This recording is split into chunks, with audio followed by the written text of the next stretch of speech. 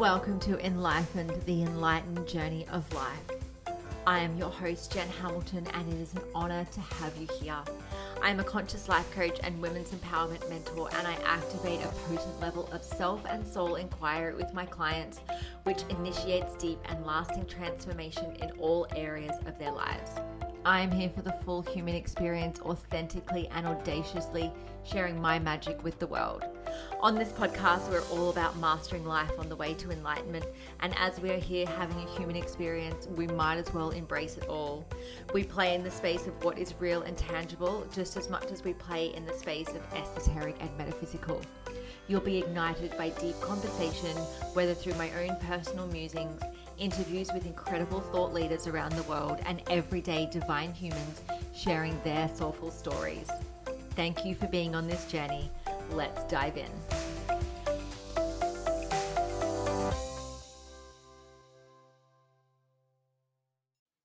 Hello and welcome to another episode of the Enlightened Podcast. I am your host, Jen, and today's very special guest is Dr. Carolina Sueldo, who is a double board certified physician as an OBGYN and fertility specialist.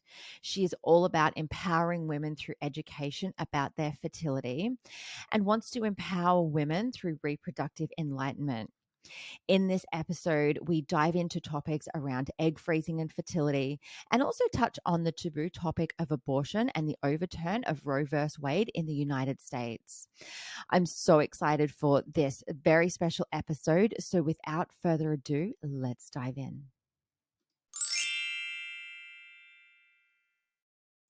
Welcome, Dr. Caroline. Thank you so much for joining me. How are you? I'm doing well, Jen. Thank you so much for having me on today. I'm really looking forward to the interview. So am I. I've got a question for you. What inspired you to get out of bed this morning? My kids. It wasn't so much inspiration. It was more, Mommy, it's 5:30. It's time to get up now. So, I know the exact same feeling. If it's not the kids, it's the dog. Yep, exactly. So that I usually like to sleep in when I can, and that has not happened for a long time now. Yes, no, I know the feeling. Now you're in a beautiful part of the world, moving to another beautiful part of the world soon. So you are in Yosemite, and you're moving all the way over to Florida soon. What's taking you to Florida? Yeah. So my husband's family, he's born and raised there. They're still all out there. And my family, my parents, thankfully, are willing to move. So we just decided it was time to get everybody together, especially now with the arrival of the second grandbaby. It's really all about family, right? In the end. It is. I'd love to hear your journey into becoming an OBGYN and a fertility specialist. What is it that got you into this work? Yeah, so my journey is a little bit different than most physicians. So I grew up in the States, but at the age of 15, moved to Argentina. And I lived in just outside the capital of Buenos Aires. And I ended up doing high school and then decided to stay for medical school there. So I did medical school in Buenos Aires, and then I came back to the States for my residency training. And when I was going into OBGYN, really there was this thought of, I'm sorry, let me preface, both my parents are physicians. My dad is a fertility specialist and my mom is a psychiatrist. And so when I was trying to navigate the decision of which, field to go into, my mom was very open, do what you love. This needs to be your passion. You're going to practice it for many years. And I really loved women's health. I loved the idea of empowering women through knowledge. At the time, it was more focused on things like birth control and sexually transmitted diseases and just really informing. First it started with just friends and family, and then obviously that grew. But I was hesitant because I didn't want to be known as the daughter of. I didn't want to be in the shadows of my father, and I really wanted to carve my own path. And, and at the end of the day, I went into it because I genuinely loved it. When I was in my OBGYN training, about 6 or 7 months in, I did get exposure to the IVF lab. And for those that don't know, IVF stands for in vitro fertilization. And that is one of the assisted reproductive technologies that we do for patients who are trying to build their family and are having difficulty. So when I saw the lab and I saw what the embryologists are able to do, it really was mind blowing. I mean, I just was blown away by it. So I always say I went into it because of the science. I fell in love with it because of the patients. The relationship between a fertility doctor and and the patient is such a unique, such a personal, intimate relationship that I don't really think it compares to anything else in medicine. And so, it's a young field. You have to stay in the know. You have to stay up to date. You have to go to the meetings, read the studies. But really, for me, it's about the patients and the relationship with the patient. So, in a nutshell, that's kind of why I decided to do it. That's incredible. And so how long have you been doing it for now? So almost a decade now. I finished to do infertility here in the States, you do 4 years of OBGYN, and then you have to do 3 more years of an infertility fellowship, and then you have to become board certified in both. So I finished my fellowship in 2015, so almost a decade in practice. And so I became double board certified in both specialties. Okay, beautiful. And I'm Yeah. really curious to dive down essentially the rabbit hole of infertility. What in your professional practice are you seeing? Like, let's talk statistics for a moment. Like, where Sure. are we at statistic wise in the US, or if you've got sort of worldwide statistics of infertility? What does that look like? Yeah, so we know CDC actually has really good data from the sort of advent of IVF and infertility. It has been very highly regulated here in the United States. And so most clinics are reporting, how many patients, how many cycles, how many pregnancies, and those types of things. So we actually have really, really closely monitored data. And what the CDC states is that approximately 10 to 13% of US couples suffer from infertility. And the stat that I typically use is 1 in 8. So if you think about another really common disease, I always give the analogy of breast cancer. So breast cancer here in the States, we have a whole month dedicated to it where everybody goes pink. We have the Susan B. Komen, race for the cure, and everyone wears pink ribbons. And the NFL, which is the National Football League here, they all wear their pink socks and pink laces and whatnot. And yet infertility is just as common. And I think that people don't really realize just how common it is, particularly post-industrial revolution, where we see, number one, women entering the workforce and women delaying their family building for their careers, and 2, exposure to toxins that we never had been at any other time in our history. So there's really some major changes that occur in the 20th century that lead us to sort of all of this, now what we see today, which is infertility diagnoses becoming more and more common. I think the third point to make here too is that we're now actually talking about it, right? So it's probably more women are seeking out care and seeking out testing and treatment than before. And so there's probably a combination of all 3 of those things leading to the numbers that we see today. What do you understand from, your perspective as to why it's now 1 in 8? I mean, obviously, you mentioned that, there's exposure to toxins. There's women delaying things because of going to work. Can you pinpoint anything that perhaps we're not seeing? Perhaps it's not commonly known as to why we're like 1 in 8. Like that's a pretty harsh number. Yeah.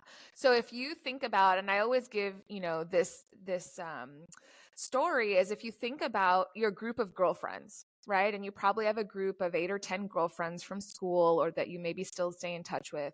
At least one of you has had trouble with infertility and has potentially sought out treatment, if not more. And we can't really pinpoint one singular thing. However, I will say the most important thing, or what we have found to be the most common thing, is advanced maternal age. So when you look at the numbers, just giving some background, and this is something I feel really strongly about, women need to understand that the biological clock is real.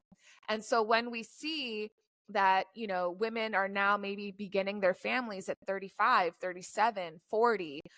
We have to understand that the biology does not accompany that. And so we know that women are born with all the eggs they're going to have in their lifetime, and they lose those eggs progressively and continually as they age. So until about age 35, we see that the number of eggs that women have and the quality or the health of those eggs remains fairly stable.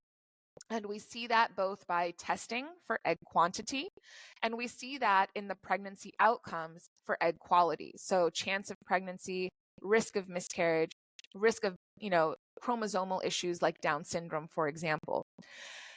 What we see above the age of 35, though, is that between 35 and 40, there is a very slow, very real decline in fertility.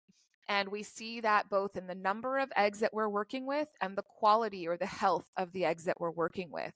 Now, that's not to say that women over 35 can't get pregnant. That's not to say that women over 40 can't get pregnant. By no means is that the message. But we do have to understand that there is this natural decline that's occurring. And this decline becomes much more acute above the age of 40. So we know that fertility is going to be much more difficult for women who are in those two age groups. Mm. And where are things at with egg freezing? Are you finding that women are coming in earlier on to freeze their eggs to preserve the health and well-being of that younger egg so that therefore they can have them implanted again when they're maybe ready to a little bit later in their late 30s, early 40s? So, Jen, I'm not seeing it as much as I would like. I'll say that. So a little bit of backstory with regards to egg freezing. ASRM, which is the American Society of Reproductive Medicine, deemed egg freezing non-experimental in 2012. So this is a technique that has been considered standard of care for approximately 10 years or so. And the reason for that is because of the freezing techniques in the lab. So the techniques that we use now, it's something called vitrification. The eggs are able to survive much better when we freeze and unfreeze them versus what they were able to in the past. So with a survival rate of now 80 to 85%, sometimes higher, it becomes a reasonable treatment option for women wanting to preserve their fertility. Now, historically, this was used for women who, for example, had a diagnosis of cancer and were going to be undergoing chemotherapy or radiation. But as the technique became more widely used and with the lab techniques more modernized and up to date with better survivability, there now became this option of elective egg freezing or social egg freezing for women who potentially knew that they were not going to be starting a family in their younger years and wanted to have some sort of alternative or insurance policy, if you will. And so egg freezing really comes about really in the last sort of 7 to 10 years. Unfortunately, I don't think we're seeing enough of it. Part of that, I think, is related to knowledge and information and women knowing that this is an option for them. This is part of my mission, why I'm here today and why I'm online and in, the different social channels. I think it's so important for women to understand what their options are, whether or not they choose to proceed with it. And I think the second part of it, frankly, comes down to cost. Egg freezing, at least here in the US, is not typically covered by insurance and can be quite costly in the sort of $8,000 to $10,000, $15,000 range in some cases.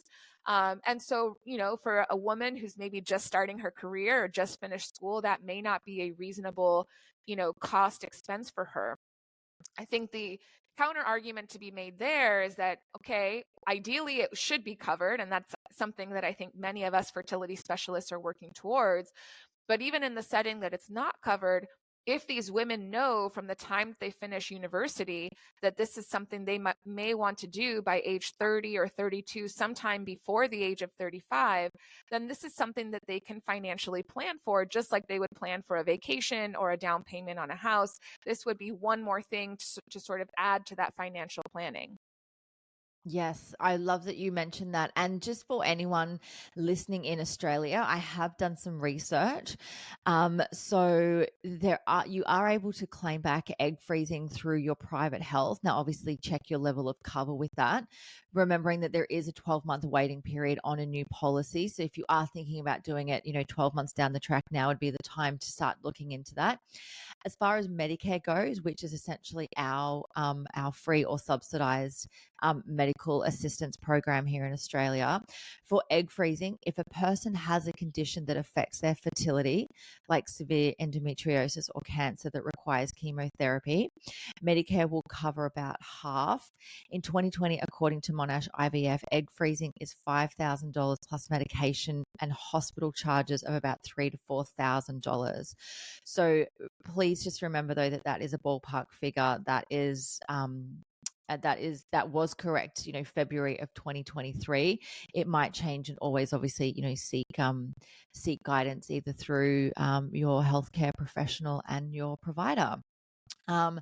But it's good to know, isn't it? Like, we're very, very blessed with our healthcare system here in Australia, that we have, subsidies on these things. And, whether it is, a dire situation, if someone does have, a condition like I mentioned, whether it's cancer and they're undergoing chemotherapy or endometriosis, they have that option to do that.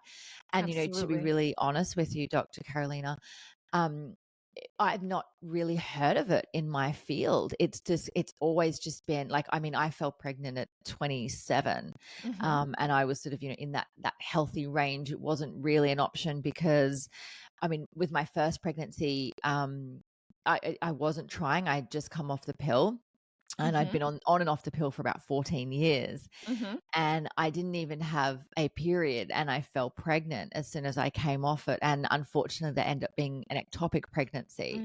Mm. But then I was able to fall pregnant on my following cycle, which was, very lucky, and, went on to have, a healthy pregnancy, and then another one a couple of years later. And so it never even crossed my mind that, I'd have to be freezing eggs. I was in, a relationship at the time. We were, quite settled, and wanting to have children. So it's not something that we ever had to come across. But now, knowing people, very close to me who are having to undergo, different IVF treatments, and, just sort of, different ways in which to have babies, it never really crossed my mind because it wasn't in the forefront. And I think it's amazing that we get to have these conversations, Yeah. that we get to bring into awareness. Like, this statistic of 1 in 8 has blown my mind. Like, if I Yeah. think about my group of girlfriends, like, I've got more than 8 girlfriends, I've Right. got probably double that close to me.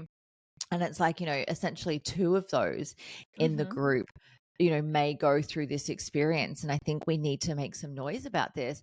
Not only make some noise about, obviously the reasons why we egg freeze, but let's talk about lifestyle, because lifestyle is such a big component in, well, anything to do with health and life.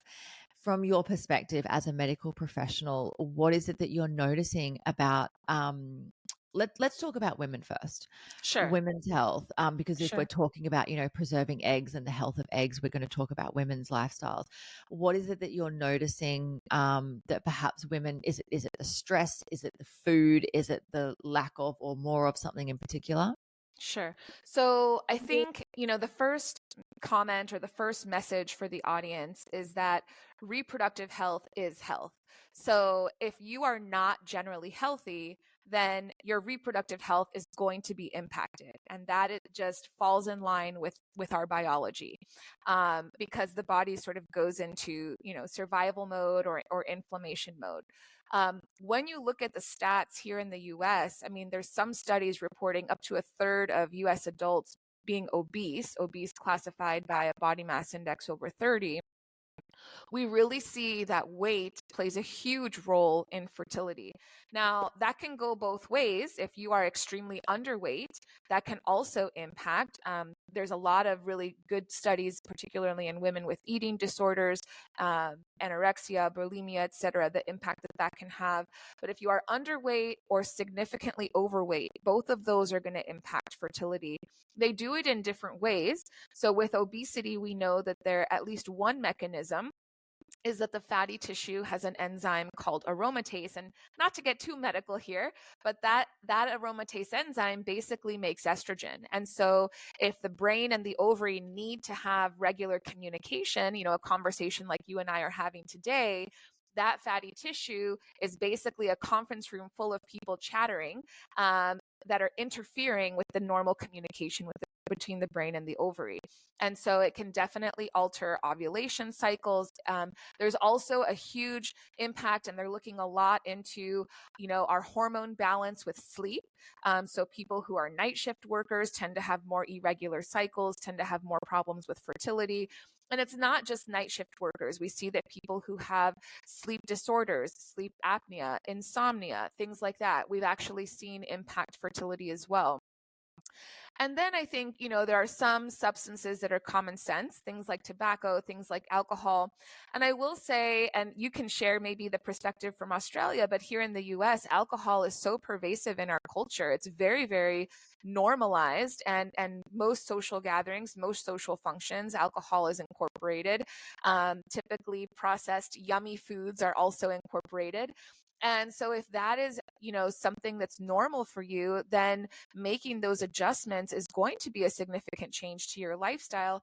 And yet we know that those are significantly important for fertility. So when I'm counseling patients about the treatment plan for fertility, lifestyle is the number one thing that we start talking about. Where can optimization be made? Where can we improve things with your nutrition, with your, liquid intake? Are you someone who likes a lot of juices, or, et cetera? And so really trying to hone in on what is the day-to-day.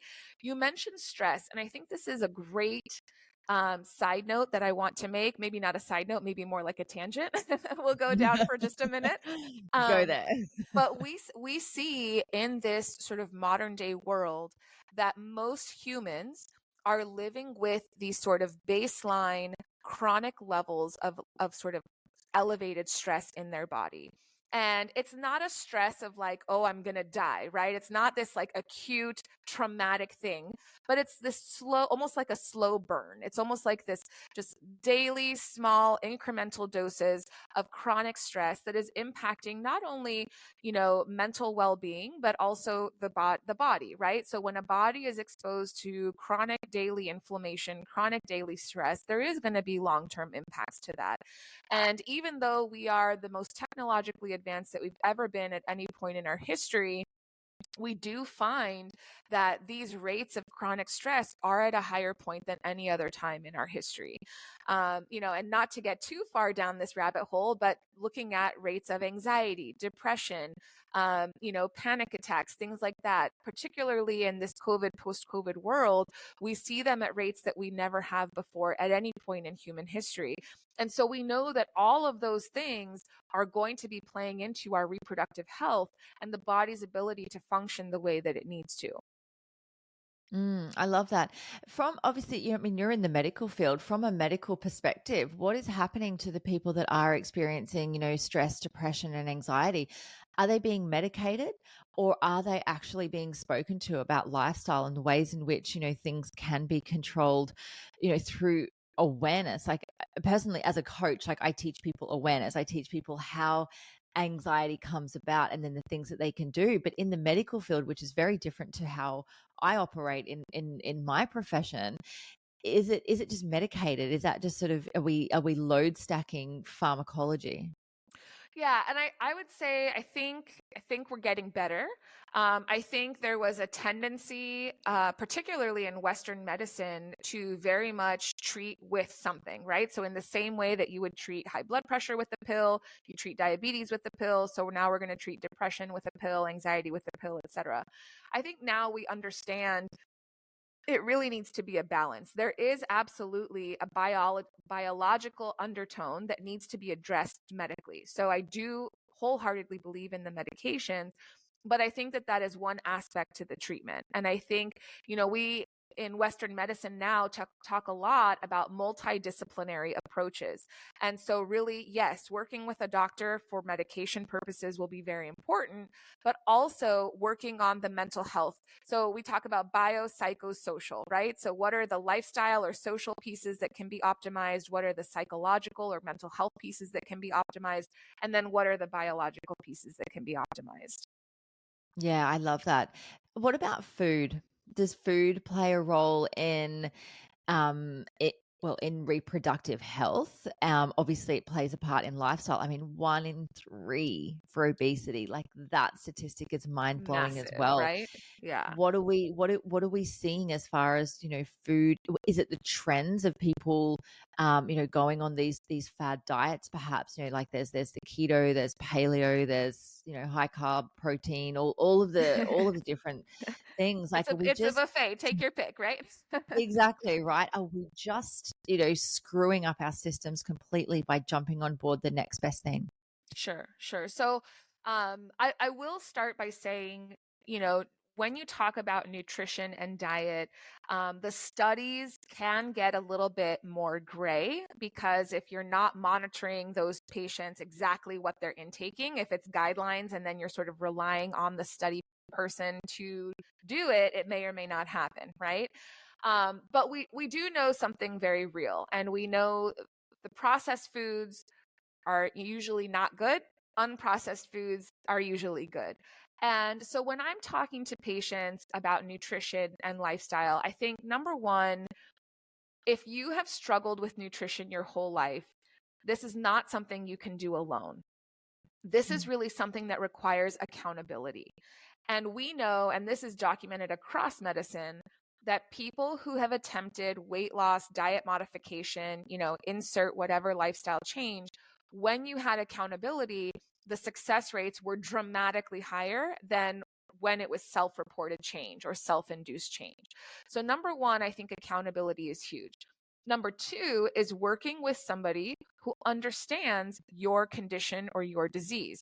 If you have been obese your whole life, you really need to work with a dietitian who is specialized in obesity. You need to work with a primary care provider. Now, I don't know, in Australia, here in the US, there's very trendy weight loss medications that are coming up. And yes, they may benefit, but you need to be working with someone who understands the medication, understands how it works in the body, its role, what are the potential risks to taking it, et cetera.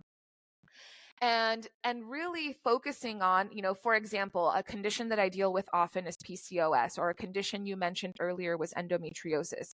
If you're going to be focusing your nutrition to address these diseases, you really need to be working with somebody who understands about the disease.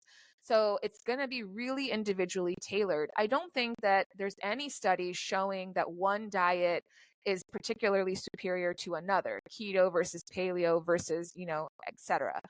I think the important things are tailoring to your condition if you have one. So, for example, we know that keto is actually not good for PCOS patients, or intermittent fasting is not good for PCOS patients, but it may benefit somebody else. And we know that working with someone who understands the condition is also important. So, accountability, tailoring for your diagnosis, and understanding that not one particular fad diet is superior to another, right? So it's which one can you be consistent with? Which one are you going to adhere to? That's going to be the one that's going to work for you. Yeah, I love that.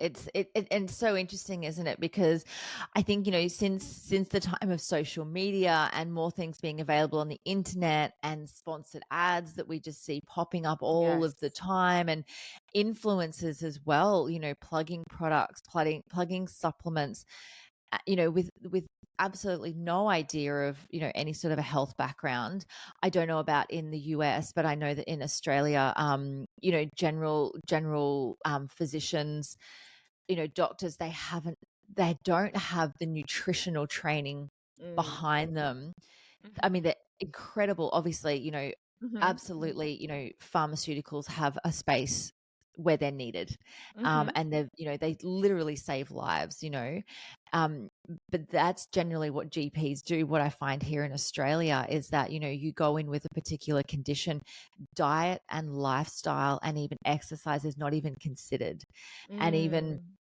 For example, a few years ago when I went to see my father-in-law in the cancer ward, just all of the vending machines, they're all like all the sugar-free stuff. So all full of, aspartame and, all of the stuff. And then seeing the food that came around. And this was a public hospital.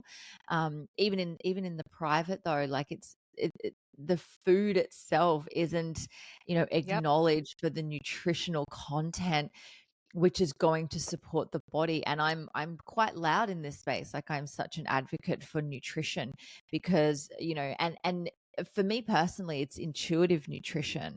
I'm not someone that, suffers from, PCOS or endometriosis, like that. I don't have any health conditions. I've got no heart conditions. So for me, it's like, okay, I get to eat intuitively. I know what my body needs. I know how my body thrives. I know how my body doesn't thrive because I've practiced that before too. Um, Yeah. but there, as you mentioned, there are different conditions out there, and it's really important to speak to someone that has got, clinical training in this space and understands nutrition from this perspective. Yeah, and I will say from the medical side of things, I think we're just beginning to scratch the surface of this. I think we're just now starting to pay attention to the importance and the role that nutrition does ultimately have on overall health. Yes, I absolutely starting to see it and celebrating it too, because, if we can infuse, medical and pharmaceutical with, you know, the complementary. I mean, it's so funny how we call it complementary, but, if we can infuse it with, the diet, the exercise, Hmm. nutrition, the well-being, the mental well-being of ourselves, so that we can understand that we can bring those stress levels down, that has such an impact on our bodies. The Absolutely. more that, for example, in Australia, we're just constantly seeing interest rate rises at the moment. So everyone's going into a heightened state of stress because everyone was buying houses through the pandemic when it was low interest rate. So now it's like, okay, I've got to scramble for more money. What do I have to do? I have to work more. I have Hmm. to work longer days. Well, if Hmm. I work longer days, I don't have the opportunity to be cooking home meals anymore. Let's just get something on the go. And I'm staying back at the office longer to get the next, pitch that I have to do. So therefore, I'm getting home later. I'm not sleeping properly. I'm not taking time to wind down. I'm feeling really stressed. I'm not spending time with my children. I'm on my phone more. And it just becomes this cycle, and we just get so wound up in the stress, Hmm. and we get so caught in just being in that, just that activating that sympathetic nervous system, that fight, flight, or Hmm. freeze, Hmm. which, as you would know, biologically we're designed to do that in the state of emergency. We're not meant to be hanging out there. And that's when we can start to see these detrimental effects on our body. Hmm. And the more we hang out there, the more we just get so tightly wound in there. And that's when we can experience a lot more anxiety. We can experience a lot more things happening in our body that are a cause of hanging out in this fear state. And it's a vicious cycle. And if I anything that agree. we've seen in the last 3 years is just how heightened that's been on a collective level as well. Everyone's experiencing it. Yes. Everyone's in it, scrambling for answers, going, what's going on? We're all like this, and it's just that, we pick up on that collective energy as well. It's like, oh, well, if the Smiths are doing it, the Jones are doing it, why aren't we doing it? And it's that, that desire for more, that ultimately at the end of the day, what I really feel is that desire for safety, and Hmm. if that Hmm. means a roof over our head for our children, because the interest rate rises are going up and the wages aren't, we're all looking outside of ourselves to, to just to make sure that we're safe. And we're seeing it so much. And then we're wondering why, we're looking at the statistics of 1 in 3 in obesity and 1 in 8 in infertility. And it's like, well, hang on, let's get right back to basics. What are we Hmm. looking at, within our lifestyle? Hmm. How are we sleeping? Are we meditating? Are we taking conscious effort to take time out and just breathe? And it's so good that it's now starting to be recognized in the medical profession as well, that lifestyle plays such a massive part in this. It's not just come in here, take this pill, off you go kind of thing. It's tell me about your lifestyle, what's going on for you. And I love what I'm starting to see in the space, which is the integration of both, right? So before I felt like Western medicine would poo-poo anything that was complementary or alternative. And then vice versa, people that were in the alternative space were like, oh no, down with Western medicine, it's all poison. And now I really have begun to see this coming together from both spaces and saying, okay, we both add value, we both bring something to the table. Why don't we join forces and really provide the best care, right, overall for the patient? So I'm loving that shift in mindset that I'm seeing as well. Yes, and even even the doctors, the practitioners that are stepping out and offering both. Offering integrative medicine, like that is amazing. Like there are doctors in Australia that I know that like they're practicing GPs, but they also offer acupuncture. Yeah, that's awesome. Like this is amazing. Yeah. Like if that is the way the world is going, then that is amazing. If we can start to say, hang on a second, can we take pieces from Western? Can we take pieces from Eastern? Exactly. Can we bring them together? Can we create unity for the sake of health, for the sake of wellness and longevity and well-being? And ultimately at the end of the day, it just means happiness. Exactly. Yeah, beautiful. Now you're in, at the moment you're in the state of California, so we can speak about this. Yeah. Abortion. Yeah. Obviously, let's talk about it was, so last year, tell us a little bit about the Roe and Wade overturn. What happened over there? Because we're looking, from the outside world, obviously outside the medical field, but obviously over in Australia, we're looking to our friends in the US, like what in all fuckery is going on over there? Yeah. Let's go there. Many of us here said the same thing.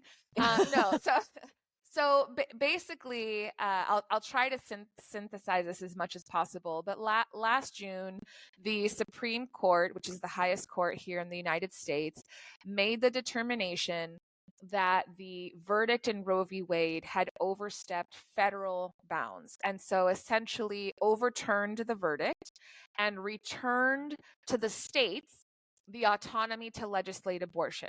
So it's not that abortion was banned. It's not that, but it was just that as a nation at the federal level, there was now no sort of mandate or regulation on a federal level. And so now each state would be responsible for how it wanted to proceed regarding abortion and reproductive rights. The issue, or what you see with that, is that in the United States, we have some states that are more pro-abortion, or I shouldn't say pro-abortion, pro-choice, and pro sort of letting medical specialists decide with the patient what is in their best interest. And then you have more conservative states that believe that abortion should not be allowed either in any circumstances or only in very restrictive circumstances. And so those are what we call trigger bans. So immediately upon the overturning of Roe v. Wade last summer, we saw approximately a dozen states initiate these trigger bans where now abortion was either completely illegal or very restricted.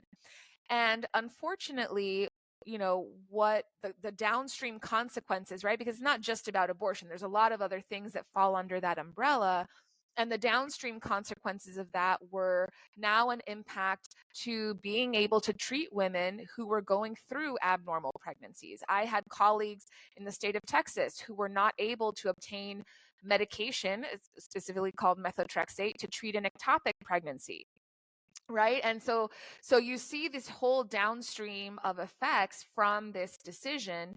And, I actually, here in the States, they like to use the terms pro-choice or pro-life.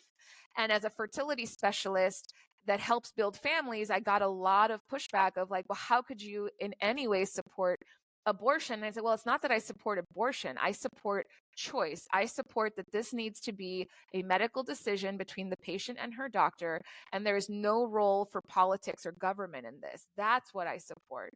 And unfortunately, not only do we see these downstream effects, but now it becomes an access issue, right? Because the women who are needing a termination for whatever the reason and have the ability to cross state lines and seek treatment in states that are more favorable are going to do so.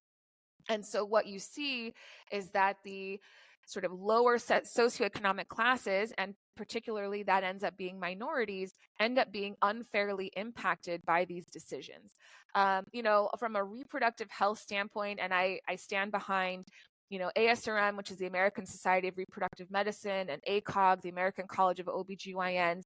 Usually those big organizations tend to be very sort of politically correct, and they try to not get involved. And both organizations really took a black and white stance on this and were very, very against the overturning of Roe v. Wade. And we are unfortunately still today fighting further legislation from being banned. And specific to a fertility specialist, not only do I see the early pregnancy care piece being impacted, but now we also see this impacting the way we practice IVF. So if life is considered at the time of fertilization, then an embryo, which is what we create when we're doing IVF, now cannot be discarded, now cannot be frozen, now cannot be genetically tested. And so you're not only impacting pregnancy care, which is bad enough in my opinion, but now you're also radically changing the way that IVF is practiced in that particular state. So we really have seen just, there's really, in my opinion, been no good that has come of this. And really we're seeing a lot of negative, unfortunately, still to this day, over 6 months later. It's insane. You mentioned the Supreme Court. Mm-hmm. Who are these people? Like, is it just a bunch of old men with no right. fucking clue? So the Supreme Court is composed of, judges that are appointed typically by the president and then have to be approved. They go through sort of an interview process, if you will, by the House of Congress. So what we saw, I believe, and don't quote me on this, but I believe it was during the Trump administration, there were court-appointed judges that tended to, what's the right term to use here, to favor this sort of overturning of Roe v. Wade. And so we eventually saw that the majority of the Supreme Court justices leaned in that favor, and we eventually saw the overturning come. Fucking hell. Yeah. It just, especially when it comes down to, IVF.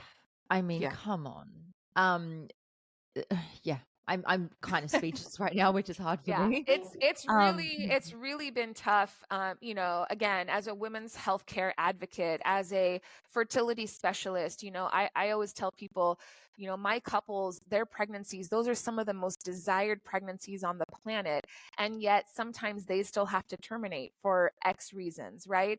And so it shouldn't matter what the reason is. All that should matter is that the decision is being made under the safety and safeguard of a medical physician. And so I think it's really unfortunate that it has become so politicized. And I have not been quiet about that. I think, unfortunately, it was interesting, and I won't stay too much longer on this topic, but I do feel strongly about it. They did a study and they saw that actually the majority of the US population did not really feel strongly about Roe v. Wade being overturned. And when they interviewed OBGYNs across the country, unanimously, or I shouldn't say unanimously, but the overwhelming majority were in support of keeping Roe v. Wade in place. And so, as someone who studied in Argentina, at the time that I studied, abortion was illegal. Now, since they have legalized it. But I had to see, what happens when people try to undergo illegal abortion, and really sort of the dangers that come along with that. So it's really an unfortunate thing that we're living over here. It really is. And I mean, who decides? I mean, if it comes down to, a life situation, what about the life of the mother? Having personally gone through an ectopic pregnancy, mine got to the point where it ruptured and my life was in danger because it had ruptured. And obviously you find out through ultrasound that it had ruptured. I was literally at the doctor's surgery to get my blood test results of my pregnancy when I keeled over in pain, and we got rushed in an ambulance to the hospital, and they found it there. Had I not been able to essentially even have the test to diagnose the fact that it was ectopic and it ruptured. Like there was that much blood in my abdomen. There was about 1.5 liters of blood. They couldn't work out which tube had erupted, essentially. I mean, at what point do they say, oh, well, this mother's life is not worth it because there's an ectopic pregnancy, which essentially ectopic is not viable anyway. I mean, how do they determine that the mother's life should be at risk because of this law? Yeah, and I think people forget, and we can talk about a few other cases in medicine where that's the case, such as era pre-vaccines, etc. But specifically with ectopic pregnancy, women used to die from that condition. That was the most number one cause for maternal mortality before we were able to diagnose it, before we were able to operate and save that mother's life and whatnot. And I think that people forget, we have short memories in terms of what that used to be like. Most of us grew up in a world where those are easily treatable. Vaccines are just a part of the pediatrician's visit, etc. And so I think it's important.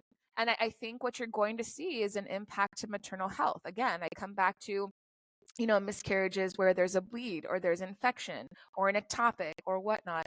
And I think, and without getting into too much of the weeds, each state, to answer your question, each state has come up with its own definition or its own restrictions in terms of, in the case of rape, in the case of incest, in the case of danger to the health of the mother, in the case of, if there's a heartbeat or no heartbeat or et cetera. So each state has its own regulations that providers are now having to navigate. I believe recently Virginia passed a complete abortion ban or something to that effect, where all abortion is considered illegal. And so it's really just, and I hate to say this, but unfortunately, when politicians become involved in healthcare decision making, this is what you see. And I do believe that you will see an increase in maternal mortality because of these decisions. Is there any way of overturning it again? Like, is there enough noise? Like, are people protesting and rioting? Are all the, OBGYNs out there with posters and banners and storming Parliament? Like, is that a thing? Can it be changed again, or are we done now? So from a legal standpoint, I don't know what the implications are. I will tell you, we definitely would love to see it reversed, the decision reversed. I don't know if that's going to happen in the short term, certainly with the Supreme Court justices, remaining the same, typically for a number of years. What I can tell you is that some states have now, for example, California being one of them, has now put up to a vote, and it was passed here in November, that reproductive rights are protected within that state. So even if something were to happen at the federal level, at the state level, the reproductive right is being protected. And that's true for California and a few other states. So I don't know. I don't know how this is going to play out long term. I can hope. I can hope, but I don't know. Unless there's a dramatic change at the level of the Supreme Court, I'm not sure we're going to see any significant changes in the short-term future. Well, high five, California. Yeah. Does that mean more women are then turning to egg freezing and going, well, I'll just put my eggs on ice until all this shit settles down and I feel safe enough to go ahead with the pregnancy? I can't even believe I'm saying that in the year 2023. I know. But It's crazy. Is that where people are going? I will tell you that it definitely has come up. For example, for patients who have embryos stored in those states, they say, well, I'm going to move my embryos to a more favorable state. And I think egg freezing, I think fertility treatment in general, I think people are looking more closely at that. I will say, there was a statistic at the end of last year that tubal ligations were up just some inordinate number from years past because women were coming in and requesting them, in numbers that we had not seen in a very, very long time. So what I think you see is more dramatic steps being taken. But again, it comes back to access, right? Not everyone can afford the cost of doing egg freezing. Not everyone can afford the cost of traveling to another state for their reproductive care. And so again, I think you're going to see that impact to maternal health. And unfortunately, the US is dead last when it comes to that. But when you talk about maternal health and maternal well-being, I think you're going to see a further impact to that. Yeah. It's very interesting times, isn't it? And look, at the end of the day, we as women can hold intention.